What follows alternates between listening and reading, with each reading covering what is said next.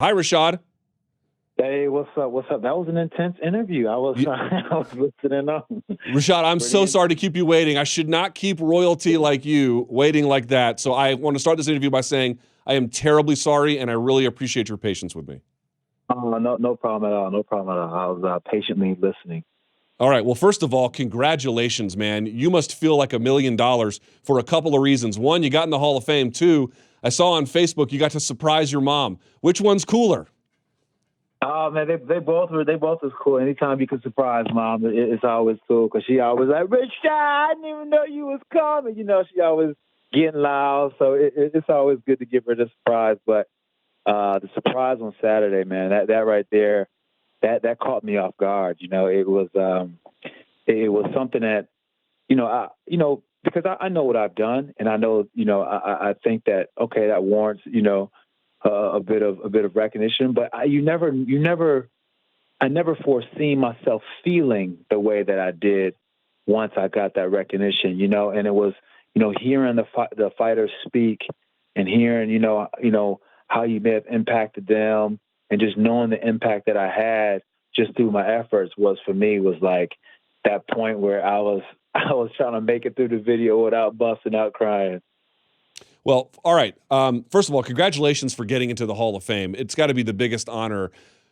First of all, how do you feel about it? And I mean it in this sense. Did you feel like you were a shoo-in for it? You must have felt like you were a decent candidate.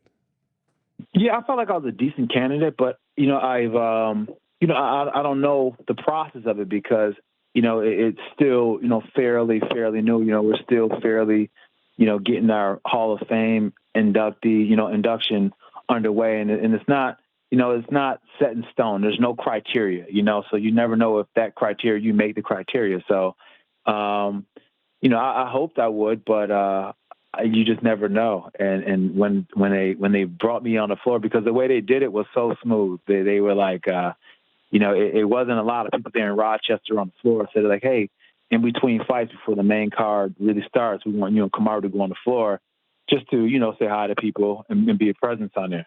And they were teasing us, yeah, you guys are the celebs, and they were giving us a hard time about it, and we were laughing.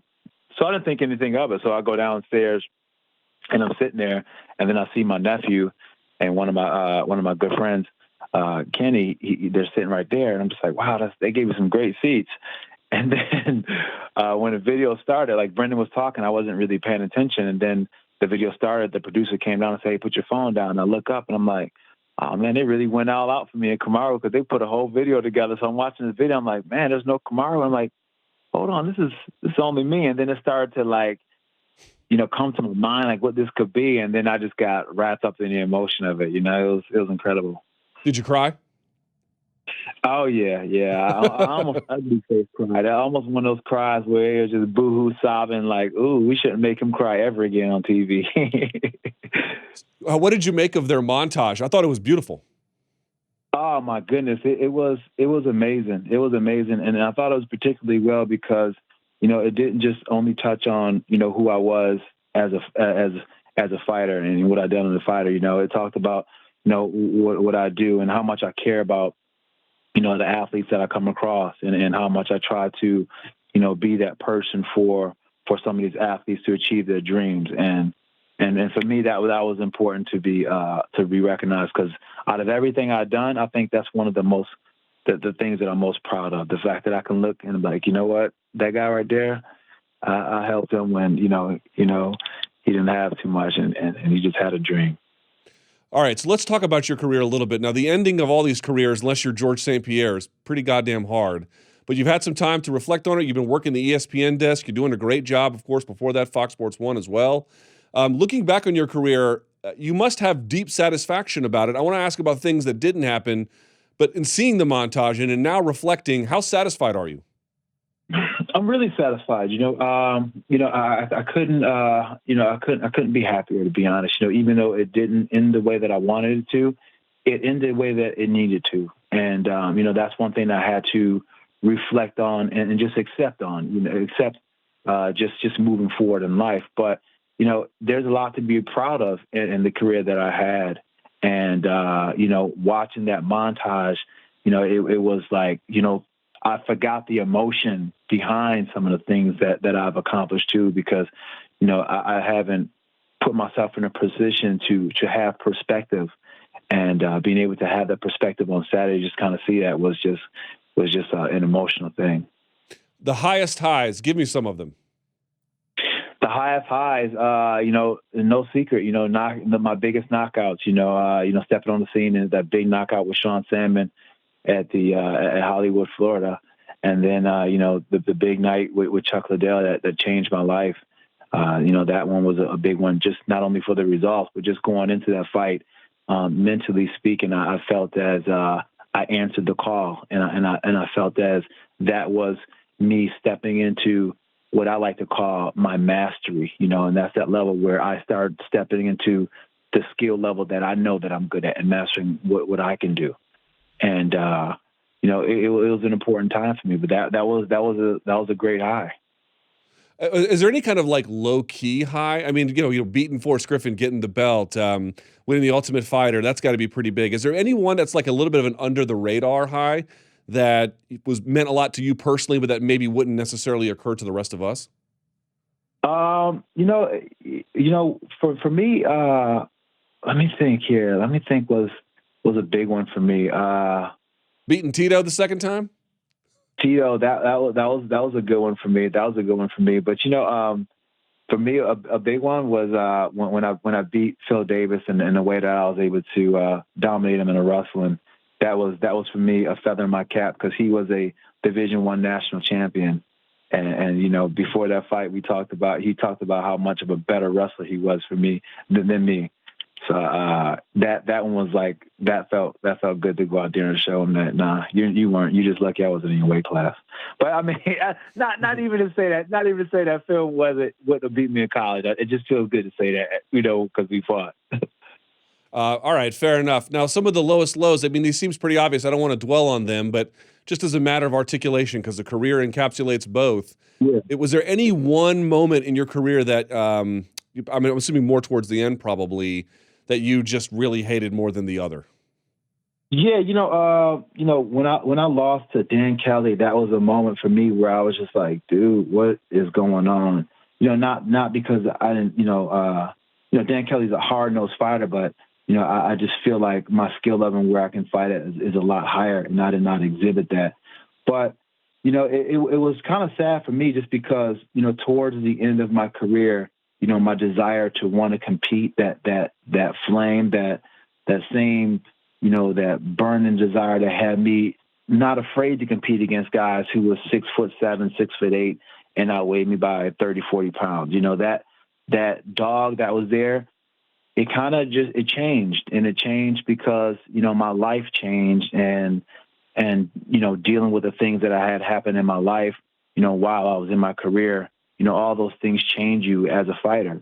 And then, towards the end, the piece of me that made me fight, the dog in me, that piece that I was trying to heal, it got healed up a bit, and life wasn't the same, mentally speaking, for me. So competing for me was a lot harder in a different capacity, So that was an adjustment that I had to make. But coming to peace and coming to understand the fact that I don't need to fight in order to, or I can still be able to be me without fighting, and be able to come to peace with being able to stop fighting. That was a process, but it was a process, and it was something that I'm glad that I decided to stop, that I decided to do. It's so funny. We're living in a world where Rory McDonald talks about his sort of new spiritual relationship and how that has kind of changed his perspective on whether or not he has the constitution to hurt a man. You heard Rose Namajunas sort of dealing with something a little bit different, but similar in the sense that, they had a certain kind of attitude about what they were trying to find at MMA. And then when they heal more as people, it goes away. It sounds like that's a lot of the reasons why fighters kind of move on, from what you're telling me. Yeah, absolutely. And that's where I was at, because, there's a mentality to fighting that, a certain, you can't have a yielding personality in order to endure. There's just a cantankerous, mindset that you almost need to have at least for me, in order for me to be able to be the person that I need to be in the cage.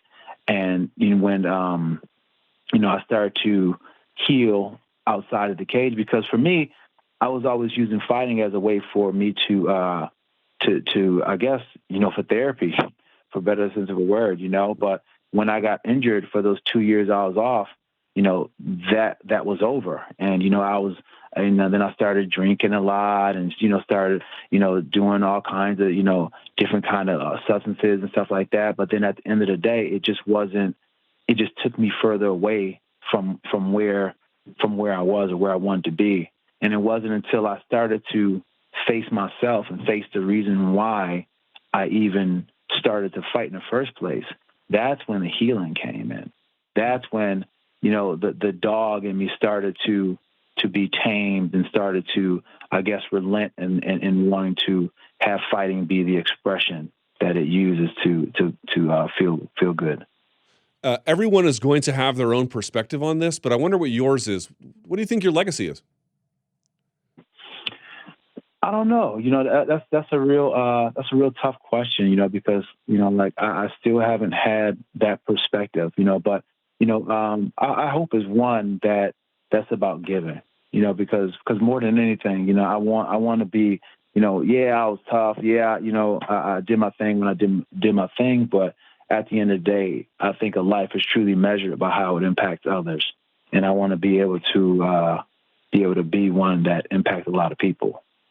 This is a weird question coming from a white guy, but it's just an obvious thing. If you watch Dana White's Tuesday Night Contender series, there's just a lot more African-American fighters than there used to be. Now, you've never been one of these guys who's been sort of an outspoken, really public-facing advocate for, diversification in the UFC in terms of their talent roster.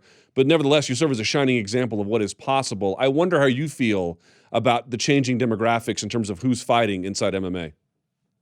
Well, I knew, eventually it would happen. And that's part of the reason why, my team was the way it was once I left Jackson's, you know what I'm saying?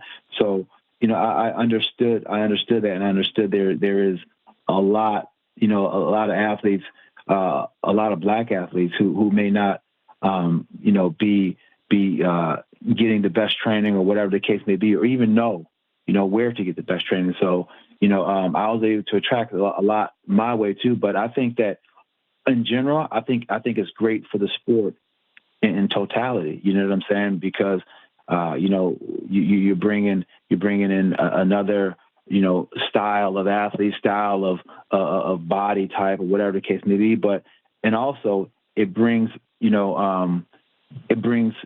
us all closer together. See, because the more we can start breaking down these differences of why you're different than why I'm different, the more we can just kind of get to the underlying reality of it all. And we're all people, and we share one thing that we all can never divorce from, which is consciousness. And that's all there is in life, is consciousness. Everything else is an illusion. There's only consciousness, and we all share that. Go on. Sorry, I was going to say, can I give you my two favorite Rashad Evans moments? Yeah, go ahead. Number one, I was there in Atlanta when you fought John Jones, you walked out to Immortal Technique. That was one. That was a big one. And then I don't know if it made the highlight. I cannot remember the one they played for you when they announced you were going to be in the Hall of Fame. It's when you did the Red Fox heart attack thing after knocking out Chuck Liddell. Yeah. Well, you said Immortal Technique, right? That's Immortal Technique. That was the one I knocked out Chuck Liddell, but the one, which way they playing at the, was it? Oh, yes, it was. Point of no return, something like that? Yes, point of no return. Return. Those are two of my favorite. You were just full of swag. And then after knocking out Chuck Liddell in Atlanta, the crowd was so quiet and you were so, I told you so was just written all over your body. You know what I mean? I went over to check on him, but he was still laying down and he was looking bad. So they didn't want any camera over there. So he pushed me away and I didn't know what to do. So I was like, hey, God, I shocked you. I'm coming to join you. It's a big one, Elizabeth.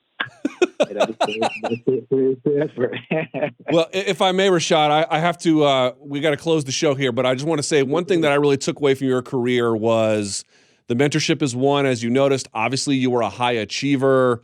Fighting out of your weight class at many times, of course. But the thing I took from it was just consistent professionalism, man. You were always trying to do right by the game, always trying to do right by yourself. Maybe you feel like that's not true, but from the outside looking in, whenever I saw Rashad Evans on a card, I knew I was going to get a well-prepared fighter. I knew I was going to get a guy who was honest with the media. I knew I was going to get a guy who cared about his teammates and who just understood what the ingredients of success were. And you rolled the dice, and more often than not, it came up for you. So for me, when I think about Rashad Evans, I just think about consummate, high-level elite pro.